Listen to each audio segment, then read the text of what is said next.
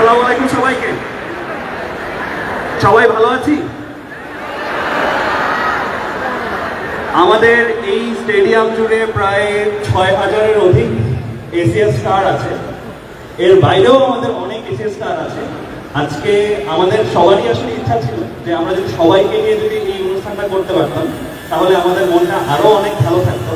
তারপরেও আমরা চেষ্টা করছি আমাদের তরফ থেকে যে তোমাদের যারা সহপাঠী ভাই বোনরা আছেন, যারা একই সাথে একই যোগ্যতা বিশিষ্ট তোমাদের, তাদেরকে নিয়েও যেন আমরা কিছু করতে পারি। তো আমি আজকে খুব বেশি কথা, আমাদের টিচার লাইন আপ দেখতে পাচ্ছ, সবাই আছি আমরা আলহামদুলিল্লাহ। তো আমি একটা ইম্পর্টেন্ট মেসেজ দেবো তোমাদের, দিব তোমাদের, যেই মেসেজটা আমি সবসময় ধারণ করি নিজের মধ্যে, এবং আমি যে কোনো পজিশনে যে কোনো পরিস্থিতিতে কুল থাকতে পারি এই জিনিসটার কারণে। আমরা সবাই জানি যে আল্লাহ যা করে ভালোর জন্য করে, কিন্তু আমরা আসলে সবাই এটা মানি না। সবাই এটা মানার জন্য কি কি জিনিস চিন্তা করা যায় সেই জিনিসটাই আমি তোমাদের শেখাবো, আমি যেভাবে চিন্তা করি। তোমরা চিন্তা করো যে এই যে আমি এই ঘটনাটাই বলি যে আজকে আমাদের যে অনুষ্ঠানটা হচ্ছে, এই অনুষ্ঠানটার এই ভেন্যুটা আমরা বুক করেছি প্রায় 2 মাস আগে। যখন আমরা স্টেডিয়ামের ভেন্যুটা বুক করি আমরা জানি যে এখানে মোর অর লেস 6,000 পিপল জায়গা দেওয়া যাবে। আমাদের তখনও জিএসটি রেজাল্ট দেয়নি। তখন আমাদের মনে হচ্ছিল যে আচ্ছা ঠিক আছে, জিএসটিতে তো গতবারও আমরা স্টুডেন্টসরা পরীক্ষা দিয়েছে, সাকুল্যে হয়তো 6,300 ইউনিক স্টুডেন্ট হবে, যেটা গতবার ছিল। কিন্তু আলহামদুলিল্লাহ এবার আমাদের total student count, unique student count 9,500-র অধিক।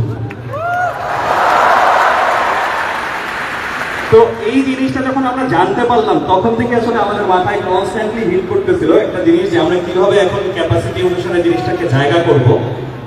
দেখো একটা জিনিস চিন্তা করো যে এই রেজাল্টটা দেওয়ার আগে যদি আমি এই ভবিষ্যৎটা জানতাম যে আচ্ছা আমাদের 9,500 জনের মতন ইউনিক স্টুডেন্ট জানতাম, তাহলে আমি এই স্টেডিয়াম বুক করতাম না। হয়তো আমি তখন অন্য একটা বড় স্টেডিয়াম, আউটডোর স্টেডিয়ামের কথা চিন্তা করতাম, কিন্তু আমি জানতাম না, দ্যাটস ওয়াই আমি এটা বুক করছি। এখন এটা কি খারাপ হলো না ভালো হলো? অনেকেই ভাবতে পারো যে খারাপ হয়েছে ভাইয়া, আপনি যদি আগে চলে যেতে পারতেন তাহলে আপনি বড় স্টেডিয়ামে নিতে পারতেন, সবাই সহ করতেন। কিন্তু আমি থিঙ্ক করতেছি কিভাবে, আমার থিঙ্কিংটা কাজ করে এভাবে যে সাপোজ ধরো আমি বড় স্টেডিয়ামটা বুক করতে পারলাম, আমি ধরো ভবিষ্যতে কোনোভাবে জেনে যেতে পারলাম, এই ভবিষ্যতে না এসে আমি অল্টারনেট একটা রিয়েলিটিতে, অল্টারনেট একটা ভবিষ্যতের দিকে আগালাম যেখানে আমি বড় একটা স্টেডিয়াম বুক করেছি, সবাই আসে, আল্লাহ না করুক সেখানে এমন একটা দুর্ঘটনা বা এমন একটা অঘটন ঘটলো যেটা বর্তমানের পরিস্থিতির চেয়েও আরো প্রতিকূল। এরকম একটা সিচুয়েশন হইতে পারতো না? হইতে পারতো। আমি আমার মনকে সবসময় এটা বলি যে যা হয়েছে ভালোর জন্য হয়েছে।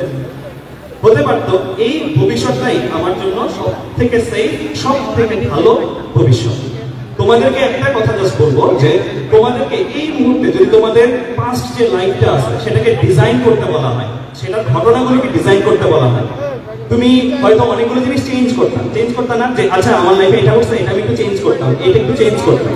কিন্তু তোমাকে যদি এই ইহ জীবনের পরে আবার জিজ্ঞেস করা হয় তুমি তোমার পাস্ট লাইফটা ডিজাইন করো, তুমি ঠিক তোমার এখন থেকে পাস্ট লাইফটা যেভাবে ডিজাইন করতে এই মুহূর্তে তুমি তখন আর সেভাবে ডিজাইন করতে না।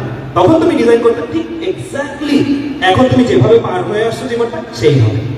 এইটাই হচ্ছে সবচেয়ে বড় ফিলিংস যে আমরা যা করে ভালোর জন্য করে। তোমার ঠিক করতে হবে, হয়তো আমি আমার ক্ষুদ্র লেন্সে আজকে পর্যন্ত ভাবতেছি যা হয়েছে ভালোর জন্য হয় নাই, বাট বড় পিকচারে, বড় লেন্সে তুমি যখন দেখবা জীবনের ব্যাপ্তিটা শুরু থেকে শেষ পর্যন্ত যখন দেখবা, তখন ঠিক তুমি ওই জীবনটাই চাইবা যে জীবনটা তুমি এখন বাঁচতেছো।